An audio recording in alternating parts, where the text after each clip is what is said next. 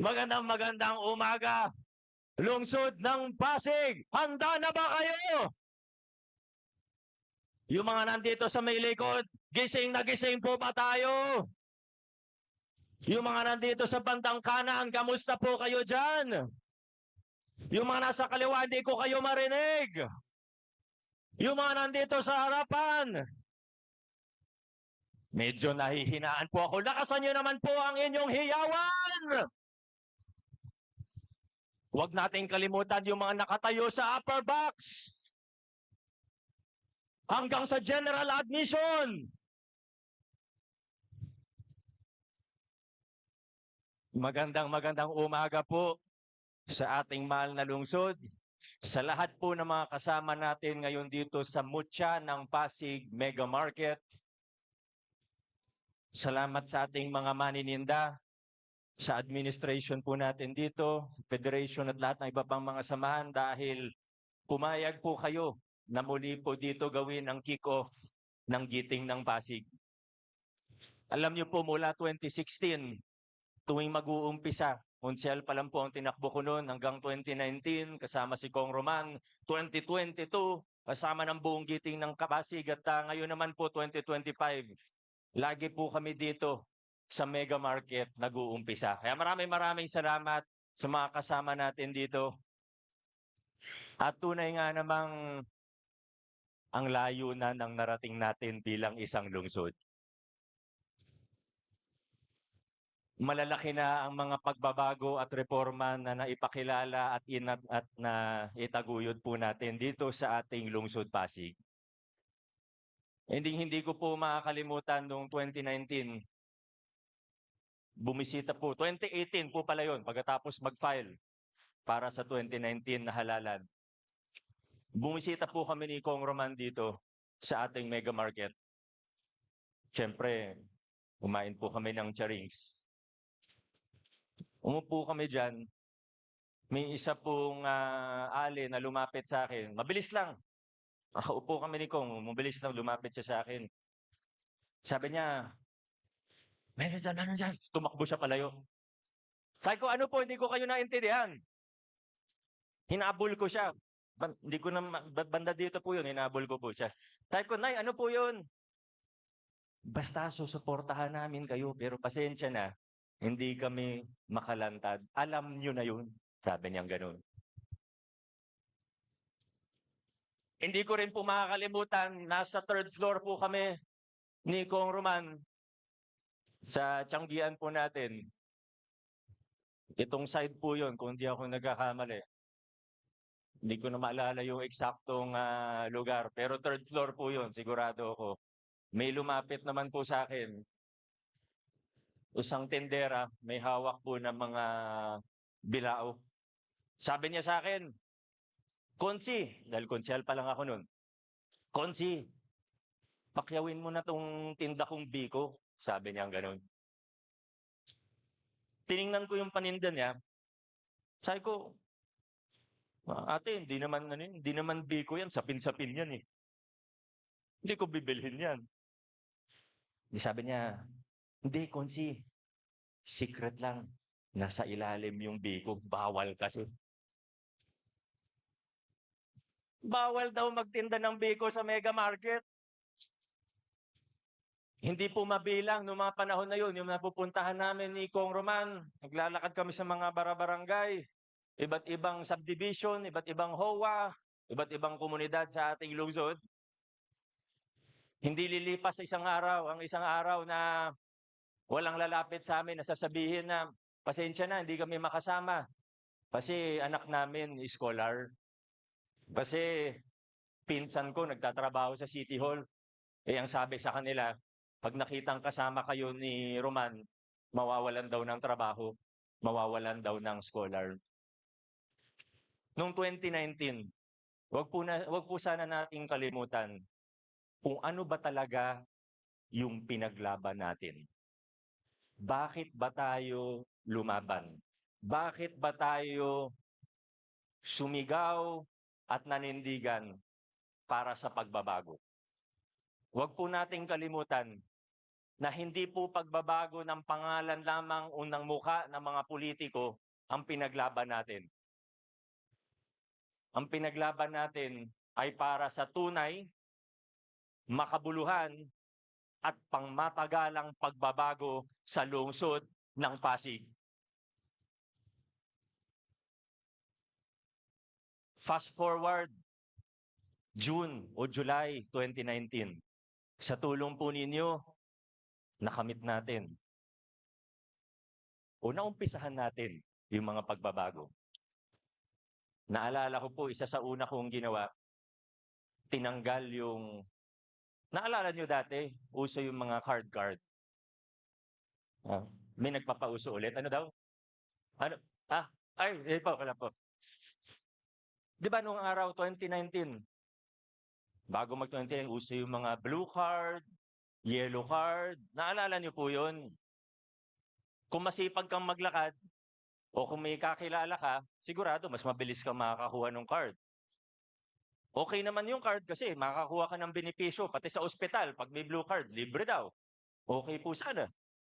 Pero noong 2019, July, anong ginawa ko po? Tinanggal ko yung card. May iba nagalit po sa akin. Sabi, Mayor, ba't mo naman tinanggal yung card? Meron akong benepisyo dyan. Pero ngayon, alam na po natin kung bakit natin ginawa yun. Dahil hindi po dapat ang iilan lang ang may benepisyo. Ang ginawa natin ngayon, di mo kailangan ng card, pumunta ka lang sa ospital, no balance billing po tayo. Kung anong serbisyo ang meron, kung anong serbisyo ang kaya ng pamahalaan, wala nang arte-arte pa. Basta taga-Pasig ka, ibibigay po sa'yo. Sa iba't ibang larangan, totoo po ito. Pero ang tanong ko po sa inyo, ano po ba yung naging pinakasimbolo natin? Maliit na bagay po siguro, pero simbolo ng pagbabago, simbolo ng pagkakapantay-pantay, simbolo na winakasan natin yung palakasan system sa lungsod ng Pasig. Alam po yon?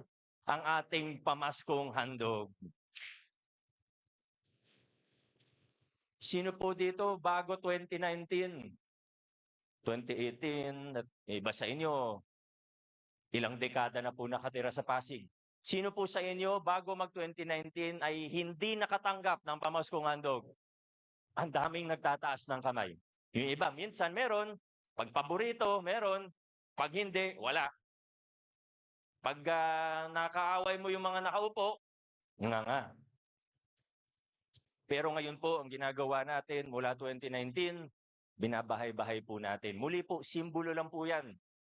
Pero ngayon, mula 2019 hanggang sa kasalukuyan, sino po ang nakatatanggap taon-taon ng pamaskong handog? Lahat ng taga-Pasig nagtaas ng kamay. Maaring maliit na bagay, pero dito po sa pamamagitan ng pamaskong handog at sa iba pang halimbawa, gaya ng pagtanggal natin ng mga card, pinakita natin na posible yung ganyang klaseng pamamalakad. Posible na hindi natitingnan kung malapit ka sa mayor o malapit ka sa kusina, basta ikaw ay Pasigenyo, basta taga-Pasig ka, pantay-pantay ang tingin ng pamahalaan sa lahat ng mamamayan. Kung anong kaya, gagawin na lang po natin. Winakasan natin yung kultura, yung sistema ng palakasan. Tinanggal din natin yung estilo ng politika, yung makalumang estilo ng politika, kung saan puro pananakot, kung saan uso yung takutan, na kung hindi ka gusto, ikaw yung unang, nasa danger sa ikaw yung unang i-demolish. O kaya ganun nga, yung mga benepisyo, tatanggalan yung samahan ninyo, di kayo makakalapit. Winakasan po natin yan. Ano po yung ginawa natin sa lokal na pamahalaan? Ngayon po, pagkatapos ng mass regularization program natin, tinanggal natin yung politika sa lokal na pamahalaan, sa ating birokrasya. Sabi natin, dapat trabaho muna, walang politika. For the first time sa history ng ating kasaysayan, mas maraming regular at permanent employee kaysa sa contractual. Bakit po natin ginawa yan? Para hindi puro politika ang iniisip ng mga empleyado, para magtrabaho sila na mas maayos at para hanggat nagtatrabaho sila na maayos ay safe po sila. Inayawan natin yung takutan, inayawan natin yung sobra-sobrang paumulitika. At pangatlo, At ito yung pinakamatinding pagbabago na napagtagumpayan po natin bilang mga Pasigueño. Giniba natin yung mga sindikato sa loob ng lokal na pamahalaan. Ginawa natin tunay makatotohanan ng procurement, yung bidding natin, nilabanan natin ang korupsyon na ngayon pinakikinabangan po natin. Nagbubunga na po ngayon yung pinaghirapan natin, yung naglabanan po natin. Narinig nyo na naman po ito. Pero totoo po, hindi lang 1 bilyon kada taon ang natitipid natin na dating napupunta sa bulsa lamang. Kung tumatanggap po ako ng kickback, hindi lang 9 billion ng pera ko ngayon. Totoo po yan. Bilang napaisip yung 9 billion. Ang laking halaga po nun. Pero kung 20% lang, sa iba, mas malaki pa eh. Chismis nun, 30% daw eh. Depende daw sa proyekto, minsan 40, 50%. Isipin, 20% lang. Kung tumanggap lang ako ng 20%, ilang mansyon na ang meron ako? Hindi lang 1, 2, 3 billion, 9, 10, 11, 12 billion na po yung naibulsa ko siguro kung tumatanggap po ako niyan. Pero tinanggal natin yung ganyang klaseng kalakaran sa ating pamahalaan. Kaya natin tumayo dito, proud tayo na sabihin na naglinis tayo ng ating lokal na pamahalaan. At ngayon, hindi mananatiling savings yan. Siyempre sa una, pag natipid mo galing korupsyon, bumaba yung presyo ng kontrata. Ayun, di ba, nung nakaraan, may inauguration tayo sa Nagpayong. Kung dati siguro, baka 16, 17 million yun, o baka mahigit pa. Pero ngayon, kahit nagtaas na ang presyo ng semento at ng materyales, nagawaan po natin 1.4 kilometers yata yun, sa 13, 14 million pesos lang. Ganun po, maganda ng, ang dami natin natitipid. Lumaki pa yung income natin.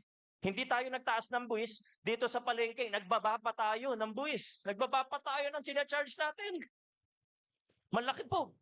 Pero tumaas pa rin yung income natin. Kasi walang kupit. Walang bawas. Walang kulang. Lahat napupunta sa puwersa ng kaban ng bayan. At kaya ngayon naman, ang focus natin ay kung paano gagamitin yung pondo na ito. Dahil dumami yung pondo natin, lumaki yung pondo natin. Ang focus naman natin ngayon ay kung paano palalawakin pa ang mga serbisyo ng ating pamahalaan para lalong matulungan ang mga Pasigueño na nangangailangan ng tulong. Yan po ang focus natin ngayon. At nasimulan na po natin. Yung nabanggit po kanina, 2022, nakita natin, may budget tayo para sa mga senior natin. May mga iba, hindi makatanggap ng DSWD. Gawan din natin ang programa, local senior pension. Ngayon po, hindi lang po basta may local senior pension tayo, nasa 20,000 na yung benepisyaryo na ito. Pero isasama na rin natin yung may mga maliliit na SS pension hanggang 4,000 pesos. Kwalipikado na rin po. Pasado na po ni na Consi Pao yan. Alam niyo, ang dami po. Habang nandito po ako sa harapan ninyo ngayon, sa totoo, ang iniisip ko, ano pa ba yung mga iko? Kasi ang dami po eh. Lahat ng mga programa natin, lumalawak ng lumalawak. Nung isang araw, nakwento ni Chairman Eric, kakabukas ng cardiac catheterization lab natin sa PCGH, yung mga procedure sa puso, hindi na tayo kailangan punta sa malayo. Dito na lang. Sa lungsod ng Pasig, kaya po natin gawin na. Sabi, hindi tumaas si Consi Volta. Tinulungan tayo sa mga tricycle natin. Tataka tayo, ba't pataas ng pataas yung income ng Pasig? Pero, bigla nagbaba dito sa palengke, nagbaba ng sinisingil sa mga vendor, sa mga tricycle driver. Yung prangkisa, libre na. Yung plaka, libre na. Hindi na natin sila sinisingil. Tulong na natin yun. Pang isang araw na rin po yun. Ang dami pong magandang nangyayari ngayon sa lungsod ng Pasig. Hayaan nyo yung iba kung gusto nilang magbulag-bulagan. Pero tayo, alam natin kung ano ang totoong nangyayari sa lungsod ng Pasig. Pero kailangan ko lang din pong sabihin na ang totoo, yung mga magandang nangyayari po ngayon sa ating lungsod. Hindi ko po yan nagawa yan kung ako lang mag-isa. Noong 2019 hanggang 2022, natamaan pa tayo ng pandemya. Buti na lang kasama natin si Kong Roman. Pero sa totoo, marami rin pong pagsubok. Ang hirap ng mga iba, gusto natin magpakilala ng pagbabago. May mga humaharang, may mga umaangal, may mga nagsasabi na, "Hindi, wag na yan, wag na yan." Isang konkretong halimbawa, yung Pogo. Ngayon, pati sa national, inayawan na yan ng Pilipinas. Dahil hindi naman Pilipino yung naikinabang dun eh. Nagdudulot pa siya ng mga ibang kasamaan. Gusto kong pagbawalan yung Pogo. Ano nangyari? May mga ibang opisyalis ang city government natin, sila pa yung naglalakad para sa Pogo. Isang halimbawa lang po yan. Pero noong 2022, binigyan niyo po ako ng kakampi na mayorya. Sa pangunguna ni Vice Mayor Dodot Jaworski, umayos ang city council natin. Gumanda ang performance ng sangguniang panlungsod natin sa pangunguna ni Vice Mayor Dodot Jaworski. Yan po ang katotohanan. Anong nangyari? Sa halimbawa natin sa Pogo, sa tulong ni Councilor Simon, tayo po ang unang LGU sa buong Pilipinas na nag-ban ng Pogo.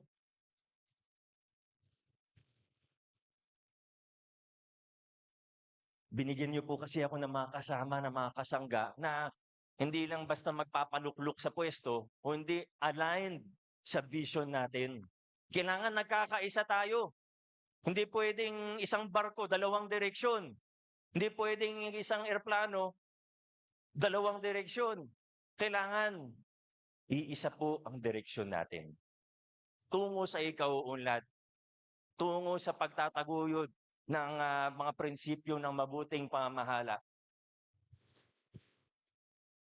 Pakikilahok naman po ng taong bayan si Coach Paul. Hindi siya pinalad noong 2022, pero nagtrabaho pa rin po. Nakapagtayo tayo sa panguna ni Coach Paul Senogat ng CSO Academy. Hindi siya nakaupo, pero nagawa niya po yun. Congratulations doon, Coach Paul. Maraming problema sa lungsod natin na dekada-dekada ng problema. Meron po ba ditong taga-Ismar, taga-Land for the Landless, taga-Tambakan 2? May ilan po? Maraming problema sa ating lungsod, lalo na pagdating sa lupa. 30 barangays po natin. May problema sa lupa, halos lahat. Ngayon po, anong ginawa natin? Dekada ng problema. Yung Ismar, 4 decades, hindi maayos-ayos yung problema sa lupa. Tambakan 2, ganun din. Yung sa Land for the Landless, ganun din. Yung sa tayo naman, sa Malasaga, ganun din. Hindi lang 4 na dekada yun, 5 dekada pa nga yun. Sa tulong ni Councilor Kiko Rusya, naayos po natin na maraming problema sa Pasig na dekada-dekada ng problema. Solusyon ang ginawa po natin. May mga challenge tayo sa kuryente, hindi makabitan ng kuryente, nagwa-wiretap mga kasama natin, nagja-jumper ang mga kapitbahay natin. Ano pong ginawa natin? Nag-isip tayo ng solusyon. Hindi pag-uusapan ng ownership na lupa, pero bigyan natin ng temporary permit para maging legal, ligtas, hindi prone sa sunog ang mga kabahayan. Yan ang pong ginawa ni Councilor Buboy.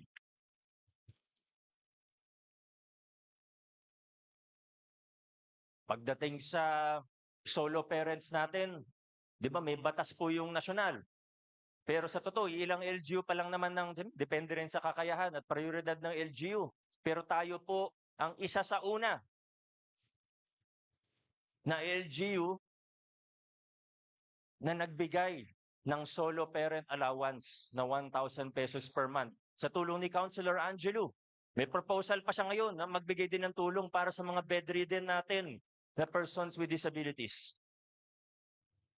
Si Councilor Ryan, hindi pa yan nakaupo, kaya sa susunod nyo na po siya singilin. Pero marami rin na itulong sa atin yan nung chair siya ng National Youth Commission.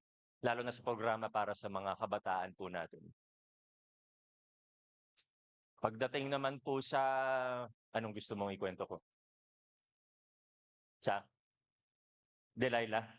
Kakanta tayo ng Delilah.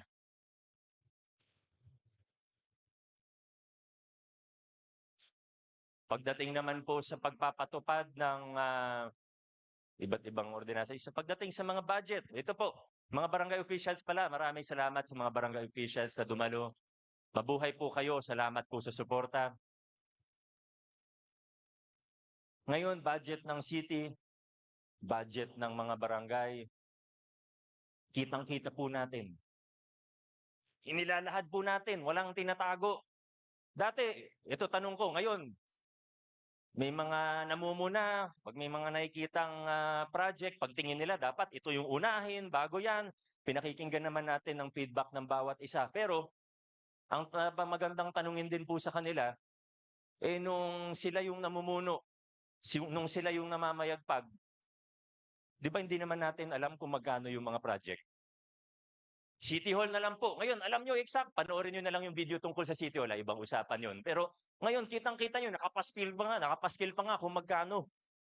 Alam nyo kung saan mapupunta. Nagbibigay pa ako ng breakdown. Nagre-report pa ako sa inyo. Gumagawa pa ako ng mga video kung saan inuulat ko po. Ito, breakdown niya. Ito, yung sa building, ganito lang yan. Yung sa kalsada, ganito. Yung sa IT infrastructure, gantong halaga lang po yan. Ito, yung sa architecture. Ito, yung sa plumbing. Naka-breakdown lahat. Pero naalala niyo po, nung araw, na hindi natin alam yung total cost. Yung mga renovation ng City Hall, yung mga pinagawa na City Hall, sa old City Hall po natin. Meron po ba kahit isa sa atin dito na alam kung magkano yung mga yon? Kahit isa sa atin dito, walang may alam kung magkano yung mga project nun. Ang tumutulong sa atin para maging mas transparent pa ang ating pamahalaan at maging maayos ang mga proseso natin, lalo na pagdating sa budget, ang chairman ng Committee on Appropriations, si Consimaro. Si Consi Boy naman, di rin po siya nakaupo. Pero cute siya, di ba?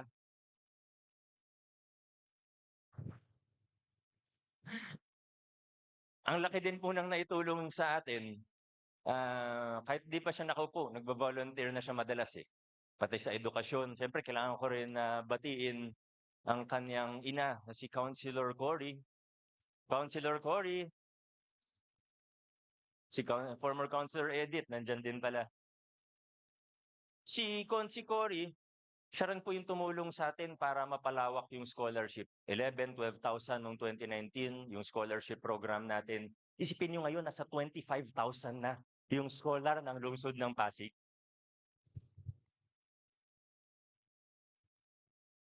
Ang layo na po ng narating natin bilang isang lungsod. Alam po natin yung mga magandang nangyayari.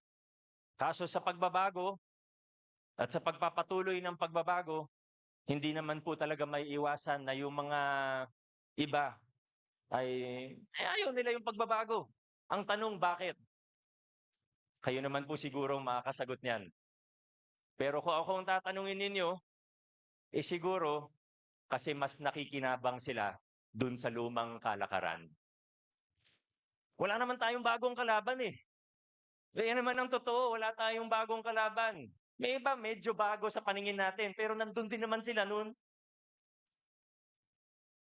Yung mga nasa City Hall, alam naman nila, sila rin naman nagkukwento sa akin.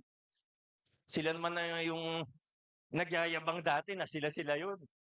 Wala pong bago na kalaban natin. Pero ganun po talaga. At dun din natin makikita na tunay yung pagbabago na pinatupad po natin dito sa lungsod ng Pasig. Dahil kung masaya lahat at kaibigan natin lahat, pati yung mga nakikinabang doon sa lumang kalakaran, kung gusto nila sa akin, doon kayo mag-alala. Baka may mali akong ginagawa kung gusto nila sa akin. Pero ngayon, nandito na po tayo. Hayaan nyo sila kung gusto nilang paatras, kung gusto nilang pa-U-turn, okay lang po, karapatan po nila yun. Isigaw ang gusto nilang isigaw.